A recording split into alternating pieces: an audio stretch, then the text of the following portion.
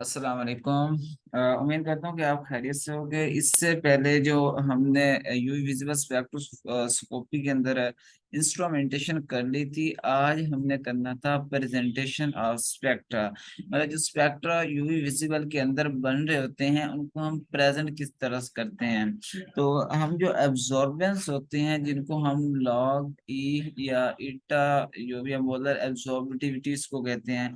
इसको अगर हम वाई एक्सिस पे लें, ये इसके बराबर होता है log आई और आई नॉट, यानी कि जो लाइट जो होती है ट्रांसमिट हो रही होती है डिवाइडेड बाय नॉट, इसकी जो रेश होती है। अगर इसको वाई एक्सिस के ऊपर लें और वेव लेंथ को हम लेते हैं एक्स एक्सिस के ऊपर, तो इस तरह का स्पेक्ट्रा जो है वो फिर बाकी जो इनकी होती हैं वैल्यूज यहाँ पे आ रही होती हैं, और स्पेक्ट्रा हमें इस तरह का मिल रहा था, ग्राफ टाइप होता है।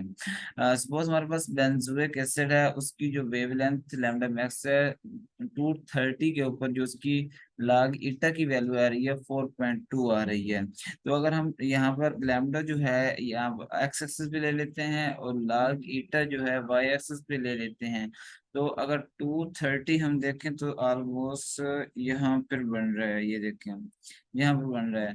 थोड़ा आगे पीछे होगा, अभी तक ग्राफ नहीं था तो अंदाजा भी बनाया होगा, तो आप ये खुद ठीक कर लीजिएगा।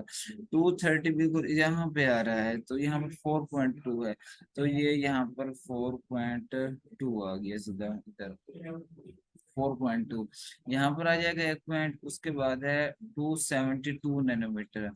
तो यहाँ पर ऑलमोस्ट 272 आ रहा है, यहाँ पर ऑलमोस्ट यहाँ पर शायद आ रहा है 272 नैनोमीटर की वेवलेंथ है। उसके ऊपर जो इसका लागेट है 3.1 है, तो यहाँ से अगर हम देखें तो ये 3.1 के ऊपर ही आ रहा है।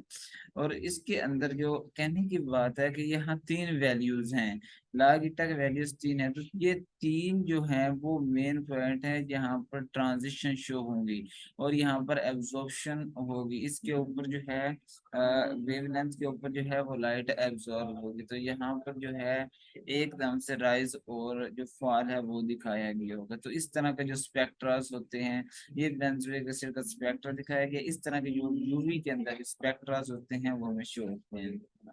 तो बाकी स्पेक्ट्रास भी बिल्कुल इसी तरह के होंगे। अब हम ये देखेंगे कि हम यूवी के अंदर जो सोलवेंट यूज करते हैं वो किस तरह का होना चाहिए। अ, इसके अंदर विजिबल के अंदर सॉल्वेंट की जो सिलेक्शन है वो इतनी ज्यादा मैटर नहीं करती, लेकिन अल्ट्रा वायलेट के अंदर जो सॉल्वेंट की सिलेक्शन होती है वो बहुत ज्यादा मैटर करती है। तो हमारे पास जो एक अच्छा सॉल्वेंट होता है, पहला नंबर तो उसको यूवी रीजन के अंदर जो है वो लाइट अब्सॉर्ब नहीं करनी चाहिए। उसको यूवी रीजन के अंदर जो है लाइट अब्सॉर्ब नहीं करनी चाहिए। सेकंड ये है कि उसके अंदर कॉन्जुगेटेड सिस्टम नहीं होने चाहिए, यानी कि उसके अंदर अल्टरनेटिव सिंगल और डबल बॉन्ड नहीं होना चाहिए। डबल बॉन्ड कंजुगेशन नहीं होनी चाहिए डबल बॉन्ड्स के अंदर। तो इसके लिए जो हमारे पास कंजुगेशन इसलिए नहीं होनी चाहिए क्योंकि जो कंजुगेशन होती है वो एब्जॉर्प्शन को इफेक्ट करती है। जो ट्रांजिशंस होती हैं वहां पर रेजोनेंस आ जाती है जहाँ पर कंजुगेशन होती है, तो हमारे पास जो एक्साइटेशन और डी एक्साइटेशन है वो प्रोसेस सही नहीं होता।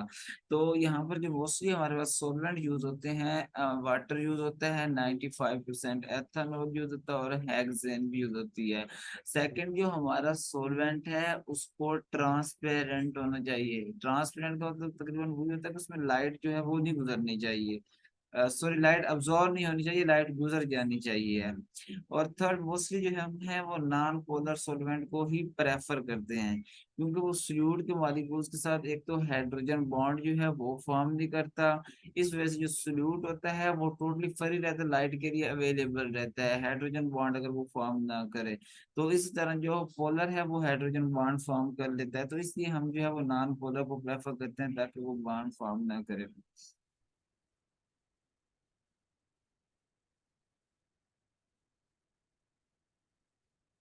उसके बाद है जो हमारे पास इलेक्ट्रोमैग्नेटिक रेडिएशंस होती हैं वो मॉलिक्यूल्स के साथ इंटरेक्शन किस तरह कर रही होती हैं। अब जो किसी भी मॉलिक्यूल का एनर्जी कंटेंट होता है वो कंटिन्यूअसली चेंज नहीं होता। भाई ये नहीं हो सकता कि कोई मॉलिक्यूल एकदम से जो है वो लाइट को है सारी जो आ रही है उसको ऑब्जर्व करना शुरू कर दे, और ये भी नहीं हो सकता कि कोई मॉलिक्यूल है वो एकदम से जो है वो लाइट को एमिट करना शुरू कर दे। तो होता ये है कि कोई भी जो मॉलिक्यूल होगा वो एनर्जी जो है फोटॉन्स की फॉर्म में, डिस्क्रीट वैल्यूज में, पैकेट्स की फॉर्म में जो है एनर्जी जो है एमिट करता है या अब्जॉर्व करता है।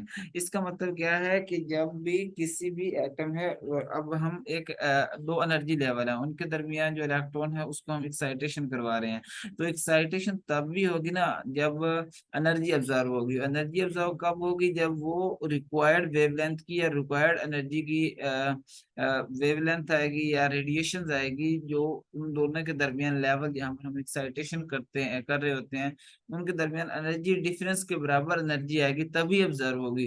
तो इस वजह से वो कभी कभी होता है जब उनकी वेवलेंथ और एनर्जी मैच करती है, फ्रीक्वेंसी मैच करती है, तब जाके जो होती है वो एनर्जी ऑब्जर्व होती है। तो इस वजह से एक मखसूस वक्फे के बाद जो होती है वो लाइट ऑब्जर्व होती है या एमिट होती है। तो इस वजह से वो कंटिन्यूअसली ना तो एमिट करता है ना ऑब्जर्व करता है, बल्कि डिस्क्रीट वैल्यूज के अंदर जो है उसको फोटोन्स की फॉर्म में एमिट या ऑब्जर्व करता है।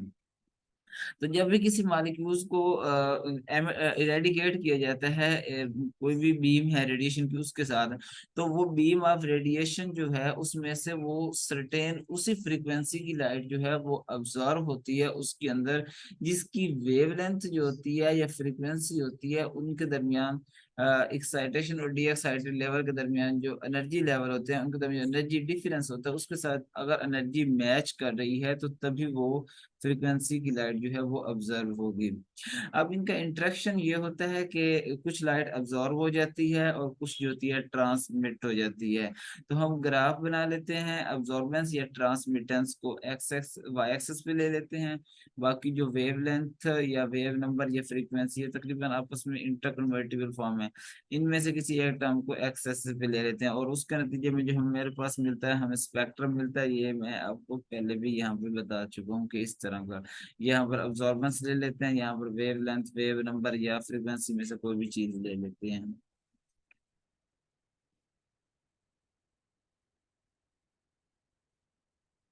अब कोई भी मॉलिक्यूल है वो सिर्फ एक फोटोन जो है वो ऑब्जर्व करेगा, यानी कि सिर्फ वो रेडिएशन रेडिएशन जो ऑब्जर्व करेगा उसकी सिर्फ एक ही फ्रीक्वेंसी होगी। एक फ्रीक्वेंसी क्यों होगी? क्योंकि उसको एक पर्टिकुलर फ्रीक्वेंसी चाहिए जिसकी जो फ्रीक्वेंसी है या वेवलेंथ है उसके साथ मैच करे, जो उनके दरमियान लेवल्स के दरमियान जो एक्साइटेशन के लिए लेवल्स के दरमियान एनर्जी डिफरेंस है उस फ्रीक्वेंसी के मुताबिक उसको एक्साइटेशन के लिए एनर्जी चाहिए। तो उन दोनों के दरमियान जो डिफरेंस है सिर्फ उस रिक्वायर्ड वेवलेंथ की उसको एनर्जी चाहिए है, तो सिर्फ वो वही ऑब्जर्व करेगा जो उसके साथ मैच कर रही होगी। इसके अलावा बाकी जो सारे मॉलिक्यूल्स होते हैं सैंपल्स के अंदर, अब उनके अंदर डिफरेंट परमिसिबल कॉम्बिनेशन होते हैं। अब इसका मतलब ये है कि वो हर मॉलिक्यूल जो होता है उसकी जो डिफरेंट एनर्जी का डिफरेंस होता है उनके लेवल्स के दरमियान वो डिफरेंट होता है। तो हर एक मॉलिक्यूल जो डिफरेंट वेवलेंथ की जो है लाइट उसको ऑब्जर्व कर रहा होता है। अब कोई भी मॉलिक्यूल है वो किस एक मखसूस जो पार्टिकुलर इंटेंसिटी की लाइट को जब है वो ऑब्जर्व कर रहा है, तो वो जो जिस इंटेंसिटी की लाइट को ऑब्जर्व कर रहा है या जितनी इंटेंसिटी की लाइट को ऑब्जर्व कर रहा है वो डायरेक्टली उसकी कंसंट्रेशन को रिप्रेजेंट कर रही है। अगर वो कम इंटेंसिटी की लाइट ऑब्जर्व कर रहा है तो इसका मतलब है उसकी कंसंट्रेशन जो है वो कम है। अगर वो ज्यादा इंटेंसिटी की लाइट ऑब्जर्व कर रहा है इसका मतलब है उसकी कंसंट्रेशन जो है वो ज्यादा है। अब जो यूवी और अल्ट्रावायलेट और विजिबल के नतीजे में हमें एब्जॉर्प्शन बैंड मिलते हैं। हमने पढ़ा था कि यू अल्ट्रावायलेट और विजिबल भी एब्जॉर्प्शन स्पेक्ट्रोस्कोपी की टाइप है, आईआर भी एब्जॉर्प्शन स्पेक्ट्रोस्कोपी की ही टाइप है। लेकिन इन दोनों में डिफरेंस ये है कि यूवी और विजिबल के जो प्रोसीजर है इस टेक्निक में जो हमें बैंड मिलते हैं वो थोड़े ब्रॉडर होते हैं, बड़े बड़े होते हैं, और जो आईआर के केस में हमें बैंड मिलते हैं वो थोड़े नैरो होते हैं। उसके बाद यहाँ पर एक मोस्ट इंपोर्टेंट टर्म आती जाती है क्रोमोफोर। क्रोमोफोर क्या होती है? आप कोई कंपाउंड है, ठीक है, उसका यूवी विजिबल स्पेक्ट्रा ले रहे हो, तो उसके अंदर जो एटम है या ग्रुप ऑफ एटम है या कोई फंक्शनल ग्रुप है, डबल या ट्रिपल बॉन्ड है, जिसकी वजह से उसको वो कलर शो कर रहा है, उस फंक्शनल ग्रुप की वजह से जिसकी वजह से वो कलर शो कर रहा है, उस ग्रुप को हम कहेंगे क्रोमोफोर। यानी कि एक मखसूस जो ग्रुप होगा वो क्या करेगा, लाइट को ऑब्जर्व करेगा। जब वो लाइट को ऑब्जर्व करेगा तो बाकी जो लाइट होगी ट्रांसमिट होगी, तो उसकी एब्जॉर्प्शन के बाद जो ट्रांसमिटेंस होगी वो ट्रांसमिटेंस की वजह से ही कलर शो होगा, क्योंकि कलर शो उसकी एब्जॉर्प्शन के बाद शो हो रहा होता है, तो इसकी वजह से हम इसको क्रोमोफोर कह रहे हैं। यहाँ पर मैं एक बात आपको क्लियर करते चलूं कि जो कलर हमारे पास शो होता है स्पेक्ट्रम के अंदर, वो एब्जॉर्प्शन की वजह से बिल्कुल भी नहीं शो होता। जो लाइट बाद में ट्रांसमिट होकर बाहर जा रही होती है, कलर उसकी वजह से शो होता है। अब अभी तक जो पढ़ रहे थे, हम कह रहे थे जो एनर्जी ऑफ ट्रांजिशन है या वेवलेंथ जो रेडिएशन की ऑब्जर्व हो रही होती है, वो ये प्रॉपर्टी इलेक्ट्रॉन की प्रॉपर्टी है। इलेक्ट्रॉन ऑब्जर्व करता है, वो ट्रांजिशन में जाता है। या वेवलेंथ जो भी रेडिएशन की ऑब्जर्व होती है वो इलेक्ट्रॉन के एनर्जी लेवल के दरमियान डिफरेंस की वजह से होती है। तो ये समझने के लिए जैसा नो डाउट हमारा इलेक्ट्रॉन जो है वो ट्रांजिशन कर रहा है, लेकिन इलेक्ट्रॉन है किस चीज के अंदर, वो एटम्स के अंदर ही मौजूद है ना। तो ये जो एनर्जी होती है ट्रांजिशन की, इलेक्ट्रॉन की ट्रांजिशन के लिए जो एनर्जी रिक्वायर्ड होती है, या जो वेवलेंथ लाइट की वहां पर ऑब्जर्व हो रही होती है, तो ये उन पार्टिकुलर एटम्स की प्रॉपर्टी है जिनके इलेक्ट्रॉन्स जो है ट्रांजिशन शो कर रहे हैं, या जिनके इलेक्ट्रॉन्स जो है वो लाइट ऑब्जर्व करके एक्साइटेशन शो कर रहे हैं। तो ओरिजिनली ये जो प्रॉपर्टी होगी वो एटम्स की होगी। यानी कि हम इसको कह सकते हैं कि ये इलेक्ट्रॉन की प्रॉपर्टी नहीं है। इलेक्ट्रॉन तो जैसे एक्सिपिशी है, वो एक्साइट कर रहा है या डी एक्साइट कर रहा है, ये प्रॉपर्टी उन एटम्स की है जिनके अंदर इलेक्ट्रॉन्स मौजूद होते हैं। तो जो भी ग्रुप ऑफ एटम्स होंगे जो जिनकी वजह से एब्जॉर्प्शन हो रही होगी, मतलब लाइट आई, ठीक है, मॉलिक्यूल के साथ टकराई, जो उसमें से कुछ लाइट, कुछ वहां पर एटम्स हैं जिन्होंने लाइट ऑब्जर्व की, जिन्होंने लाइट ऑब्जर्व की जिनकी वजह से एब्जॉर्प्शन हुई, उनको हम कहेंगे क्रोमोफोर। अभी इससे पहले एक सेकंड टर्म हमने पढ़ी थी, वो पढ़ी थी ऑक्सोक्रोम क्या होता है। लाइट जो होती है वो, ठीक है, एटम्स के ऊपर या ग्रुप्स के ऊपर या डबल या ट्रिपल बॉन्ड की वजह से ऑब्जर्व हो रही होती है। सपोज हमारे पास कोई भी मॉलिक्यूल है, बेंजीन ले लेते हैं, बेंजीन के अंदर जो लाइट है उसके वो जो एटम्स है उनकी वजह से ऑब्जर्व हो रही है। तो हम उसके साथ कोई ऐसा ग्रुप लगा लेते हैं जिसकी वजह से पहले सपोज 100 जो किलो जूल की लाइट थी वो ऑब्जर्व हो रही थी, हमने उसके साथ ऐसा ग्रुप लगाया है जिसकी वजह से जो उसकी लाइट ऑब्जर्व है अब 150 हो रही है या 200 हो रही है। यानी कि जो इंटेंसिटी है लाइट की एब्जॉर्प्शन की वो ज्यादा हो गई है उस ग्रुप के लगाने की वजह से। तो जो हम ग्रुप ऐड करते हैं जिसकी वजह से लाइट इंटेंसिटी ज्यादा ऑब्जर्व होना शुरू हो जाती है, उसको हम एक्सोक्रोम कहते हैं। तो इसके लिए डिफरेंट ग्रुप्स हैं सब, इनमें से मिथाइल भी यूज होता है, हाइड्रोक्सल ग्रुप होता है। इनको जब हम किसी कंपाउंड के साथ ऐड करते हैं तो उसकी एब्जॉर्प्शन की इंटेंसिटी की, लाइट की इंटेंसिटी जो ऑब्जर्व हो रही होती है उसकी इंटेंसिटी को ये इंक्रीज कर देते हैं। इसके अलावा जो अल्कोक्सी ग्रुप भी है, हैलोजन है, अमाइनो ग्रुप भी है। तो ये जो ग्रुप हैं जो एब्जॉर्प्शन हो रही होती है उनकी इंटेंसिटी को इंक्रीज करेंगे। उसके बाद हमने इनकी एग्जांपल्स कुछ पढ़ी थी, सिग्मा टू सिग्मा स्टार। ये हम पहले, अगर आपने ये पहले मेरा लेक्चर नहीं देखा तो उसमें जाएगा कि मैं डिटेल से बता चुका हूँ। जो अल्कीन्स होती हैं, अब अल्केन्स के अंदर कौन सा जो है हाइड्रोजन के एटम्स हैं, सिंगल बॉन्ड है, तो उनके अंदर सिग्मा से सिग्मा स्टार ट्रांजिशन होती है। तो यहाँ पर जो एनर्जी है वो हमें ज्यादा रिक्वायर्ड है। तो ये प्रॉपर्टी जो है कौन से एटम्स की है, सिंगल बॉन्ड की है या हाइड्रोजन के एटम्स की वजह से सबसे ज्यादा एनर्जी हमें इसमें रिक्वायर्ड होती है। इसके अलावा इसकी सेकंड एग्जांपल है सिग्मा से पाई स्टार ट्रांजिशन। ये मोस्टली कार्बोनाइल कंपाउंड्स के अंदर होते हैं, ये मैं पहले बता चुका हूँ। इस तरह पाई टू पाई स्टार, इनका जो एनर्जी का ऑर्डर है, सबसे ज्यादा एनर्जी हमें यहाँ पर रिक्वायर्ड होगी, उससे कम यहाँ पर, उससे कम इस तरह। जब हम नीचे आते जाएंगे यहाँ पर हमें कम से कम एनर्जी जो है वो रिक्वायर्ड होगी। और ये पार्टिकुलर फंक्शनल ग्रुप्स हैं, इनकी भी हाफ के ऊपर जो एनर्जी होती है वो ऑब्जर्व हो रही होती है, जो एनर्जी की एब्जॉर्प्शन होती है इन ग्रुप्स के ऊपर डिपेंड हो रही होती है। ये डिसाइड करते हैं, अल्केन डिसाइड करेगी हाँ कि मैंने ज्यादा एनर्जी ऑब्जर्व करनी है, कार्बोनाइल डिसाइड करेगा कि मैंने अल्केन्स थोड़ी कम एनर्जी ऑब्जर्व करनी है। इस तरह अल्कीन्स और अल्काइंस डिसाइड कर रहे होंगे कि हमने कार्बोनाइल से भी थोड़ी कम एनर्जी ऑब्जर्व करनी है, और नीचे जो कार्बोनाइल होंगे पार्टिकुलर वो करेंगे कि हमने अल्कीन और अल्काइन से कम एनर्जी ऑब्जर्व करनी है। इस तरह जो है वो उनसे नीचे वाले हैं वो डिसाइड करेंगे कि हमने अपने से ऊपर वाली उस ट्रांजिशन से, क्योंकि हमारा डिस्टेंस कम है, हमने कम एनर्जी जो है ऑब्जर्व करनी है, तो ये इन एटम्स का जो ग्रुप्स होता है उनकी प्रॉपर्टी होती है कि कितनी इंटेंसिटी ऑब्जर्व करनी है। उसके बाद हमारे पास मोस्ट इंपोर्टेंट टर्म आ जाती है बैथोक्रोमिक शिफ्ट। इसको हम रेड शिफ्ट भी कहते हैं। अगर तो हमने कोई ऐसा ग्रुप लगाया है, पहले एक हमारे पास कंपाउंड था कोई, उसकी जो है एनर्जी हाई थी और वेवलेंथ जो थी लो थी, तो हमने कोई ऐसा ग्रुप ऐड कर दिया जिसके नतीजे में उसकी एनर्जी जो है वो कम होगी और वेवलेंथ जो थी वो ज्यादा हो गई, तो इसको हम कहेंगे बैथोक्रोमिक शिफ्ट।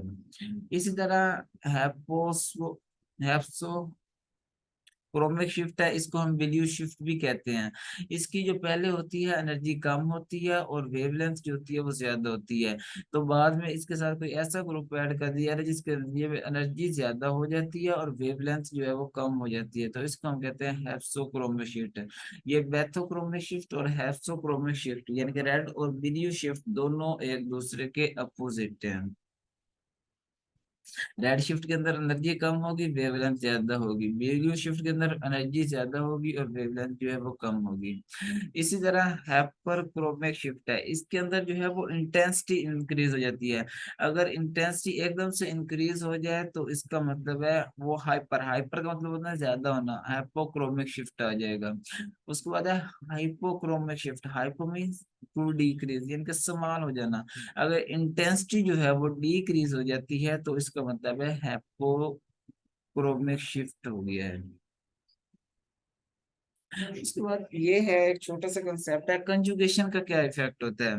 कंजुगेशन का आपको पता है कि ये डबल बॉन्डेड सिस्टम होता है, अल्टरनेटिव सिंगल बॉन्ड, डबल, फिर सिंगल, फिर डबल, ये वाले बॉन्ड्स होते हैं।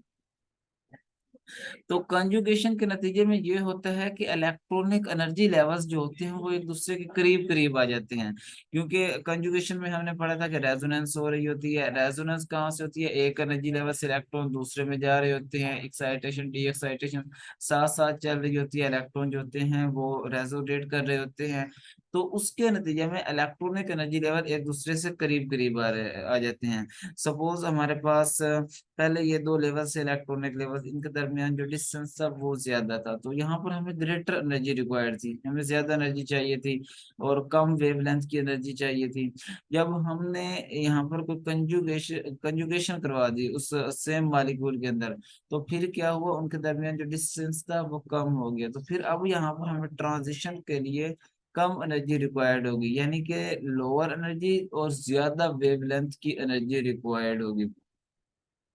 तो कंजुगेशन के नतीजे में क्या होता है, हमारे पास एनर्जी जो है वो डिक्रीज हो जाती है, तो यहाँ पर हमारे पास बैथोक्रोमिक शिफ्ट लग जाता है कंजुगेशन के नतीजे में। उसके बाद है विजिबल लाइट स्पेक्ट्रम। क्या होता है, हर जो कलर होता है एक मखसूस वेवलेंथ रेंज के साथ एसोसिएटेड होता है, हमें पता है, इसी की बिहाफ पे हमने स्पेक्ट्रम को डिवाइड किया हुआ है। अल्ट्रावायलेट, विजिबल, आईआर, इसकी बिहाफ पे ना हमने इनमें डिफरेंट रीजन के अंदर माइक्रोवेव, रेडियो वेव्स, इनके अंदर रीजन के अंदर डिवाइड किया हुआ है।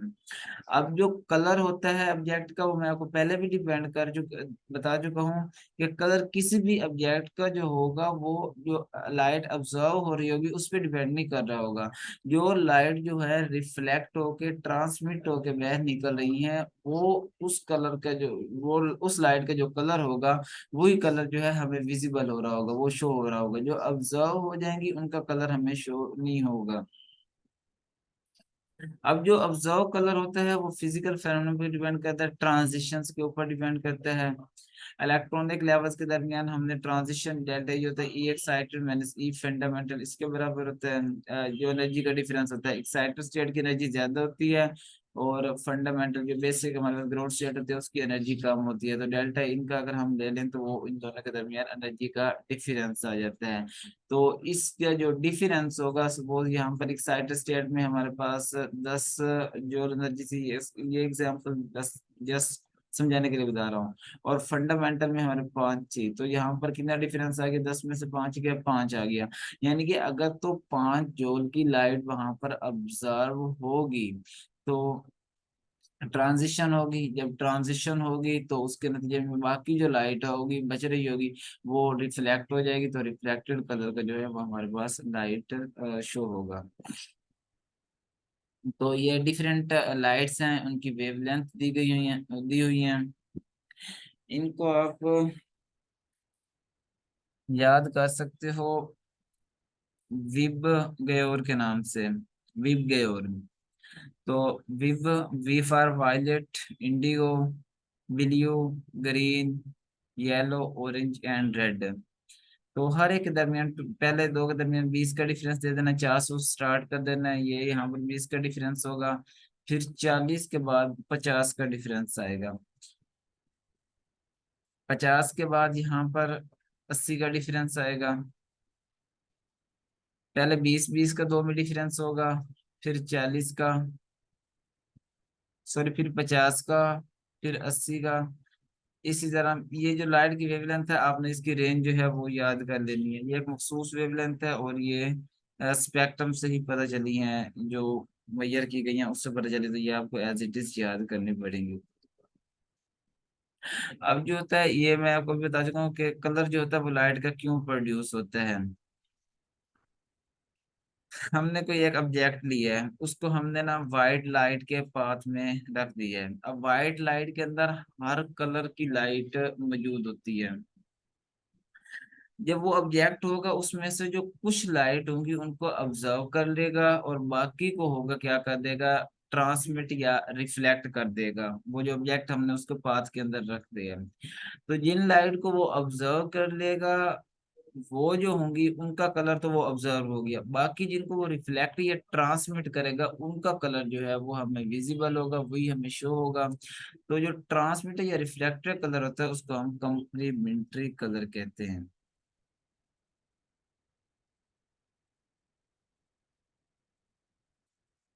सपोज हमारे पास अगर तो वायलेट लाइट जो है वो ऑब्जर्व हो रही है, तो जो हमारे पास रिफ्लेक्ट हो रही होगी इसका जो कम्प्लीमेंट्री कलर है, इस कम्प्लीमेंट्री कलर का मतलब है अगर ये लाइट जो है वो ऑब्जर्व होगी तो इसका ये रिफ्लेक्ट होगी, तो जो हमें कलर शो होगा वो कम्प्लीमेंट्री कलर शो होगा, जो रिफ्लेक्टेड कलर है ये वाला शो होगा। सो अगर वायलेट हमारे पास ऑब्जर्व हो रही है तो हमें येलो ग्रीन कलर शो होगा। इस तरह का हमारे पास वीडियो जो है वो ऑब्जर्व हो रही है तो येलो कलर शो होगा। ग्रीन वीडियो ऑब्जर्व हो रही है तो ऑरेंज कलर शो होगा। ये वेवलेंथ इनकी दी हुई है, तो इनको याद करने की जरूरत नहीं है, जैसे आपको ये पता होना चाहिए कि कंप्लीमेंट्री कलर क्या होता है। मतलब एक जो कलर की, कौन सी कलर की लाइट ऑब्जर्व होगी तो कौन सी उसके बदले में कंप्लीमेंट्री, जिसका कलर हमें विजिबल कौन सा कलर होगा, रिफ्लेक्ट कौन सी हो रही होगी। इसी तरह बाकी जब हम नीचे आते हैं तो ये फिर यहाँ पर इसके उलट आ जाता है। येलो ग्रीन, ये येलो ग्रीन आ गया, इसका उलट क्या था, इसका कॉम्प्लीमेंट्री कलर वायलेट था। इसी तरह येलो का क्या था, ब्लू था। तो ये वाली लाइट्स है और ये इनका कॉम्प्लीमेंट्री कलर है, अगर ये वाली लाइट अब्जॉर्ब होगी तो इसके नतीजे में ये कॉम्प्लीमेंट्री कलर हमें शो होगा। ये वाइट लाइट आ रही है, तो अगर तो ये वाइट लाइट आ रही है, हमारा ये ऑब्जेक्ट जो है इसके पाथ में रखा हुआ है, तो ये कोई भी लाइट ऑब्जर्व नहीं करता, तो हमारे पास ये सारे के सारे जो कलर हैं वो हमें शो होंगे। उसके बाद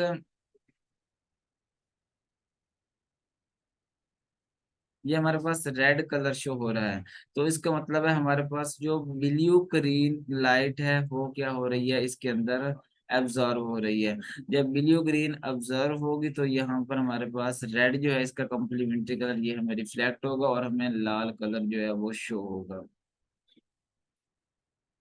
यहाँ पर हमारे पास हमें लाइट जो है वो येलो शो हो रही है, तो अगर हम यहाँ पर देखें तो ब्लू लाइट जो है यहाँ पर ऑब्जर्व हो रही है, क्योंकि इसका जो कॉम्प्लीमेंट्री कलर है ब्लू का वो येलो है, येलो हमें शो हो रहा है, तो ब्लू जो है वो यहाँ पर ऑब्जर्व हो रही होगी।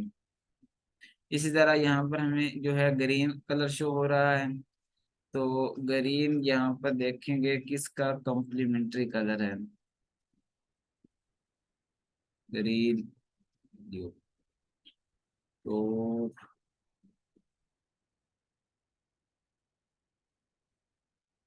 इसका मतलब है ग्रीन यहाँ पर दो जगह पे हमारे पास आ रहा है, यहाँ येलो ग्रीन भी आ रहा है और ग्रीन ब्लू भी आ रहा है। और ब्लू ग्रीन भी आ रहा है। तो इसका मतलब है यहाँ पर हमारे पास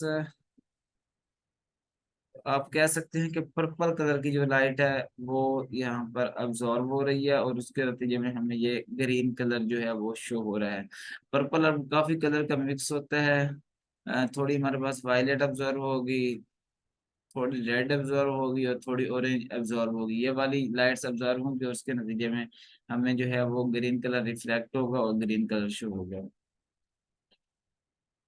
यहाँ पर ब्लू जो है वो हमारे पास रिफ्लेक्ट हो रही है, यानी कि ब्लू कलर शो हो रहा है, तो इसका मतलब है यहाँ पर येलो लाइट जो है वो एब्जॉर्ब हो रही है।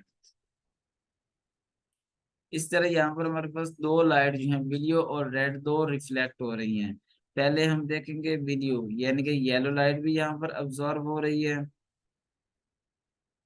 और दूसरी कौन सी हो रही है, ब्लू, येलो लाइट अब्जॉर्ब हो रही है, और रेड, यानी कि ब्लू ग्रीन और ब्लू लाइट यहाँ पे एब्जॉर्ब हो रही है, ये रेड कलर। तो ब्लू ग्रीन भी एब्जॉर्ब हो रही है, और ब्लू भी एब्जॉर्ब हो रही है, तो तभी हमारे पास ये कलर जो हमारे पास दो है वो शो हो रहे हैं। यहाँ पर अगेन हमारे पास ये सारा का सारा स्पेक्ट्रम जो है वो रिफ्लेक्ट हो रहा है। तो ये सारे कलर जो हैं,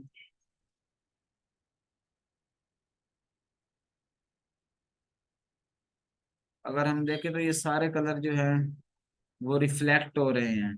तो इसका मतलब है यहाँ पर ऑब्जर्व जो है वो कुछ भी नहीं हो रहा, सारी की सारी ही रिफ्लेक्ट हो रही है। तो जब हमारे पास ब्लैक कोई हम ऑब्जेक्ट इसके सामने रख देते हैं, तो इसके ऊपर लाइट देते हैं, तो ये भी सारी की सारी जो है वो एब्जॉर्ब हो जाती है, कोई भी जो है वो रिफ्लेक्ट नहीं होती। यहाँ पर हमारे पास सारी की सारी लाइट जो है वो ऑब्जर्व हो रही है, और उसके नतीजे में कोई भी कलर जो है वो शो नहीं होगा, और ऑब्जेक्ट जो है हमारे पास वो ब्लैक पेयर होगा। थैंक यू सो मच, यहाँ तक था। यहाँ पर यूवी विजिबल खत्म होगी, नेक्स्ट जो है वो हम आई आर स्टार्ट करेंगे। तो आप नोट्स बनाएं, इनको देखें, लाइक करें हमारे चैनल को और सब्सक्राइब करें। थैंक यू सो मच, जज़ाकल्लाह।